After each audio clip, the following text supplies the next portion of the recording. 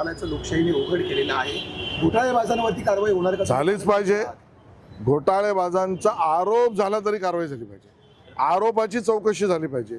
आणि मी स्वतः आयुक्तांना याच्याबद्दल बोलेन. नवाब मलिकांना जर का अजित पवारांनी बाजूला केलं त्या जबाबदारीपासून तर राष्ट्रवादी सोबत युती होणार. मला वाटतं आमची भूमिका आम्ही मांडली आहे.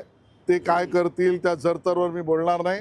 आमची भूमिका स्पष्ट आहे. सर, कल्याण डोंबिवलीमध्ये जो वाद सुरू आहे भाजप आणि शिवसेनेमध्ये, त्याला सर्वस्वी जबाबदार श्रीकांत शिंदे आहेत असं आता म्हटलं जातंय. मला वाटतं हा वाद विवाद या सगळ्या गोष्टी अतिरंजित आहेत. सर्व पक्ष आपली ताकद वाढवण्याचा प्रयत्न करणं स्वाभाविक आहे. सर्व पक्षाला आपली ताकद वाढवण्याचा अधिकार आहे.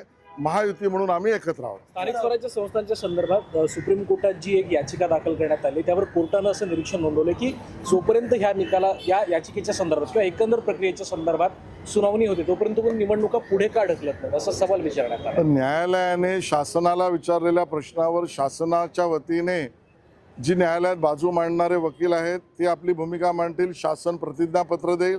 याच्यावर मी सार्वजनिक प्रतिक्रिया देणं इच्छित नाही. सर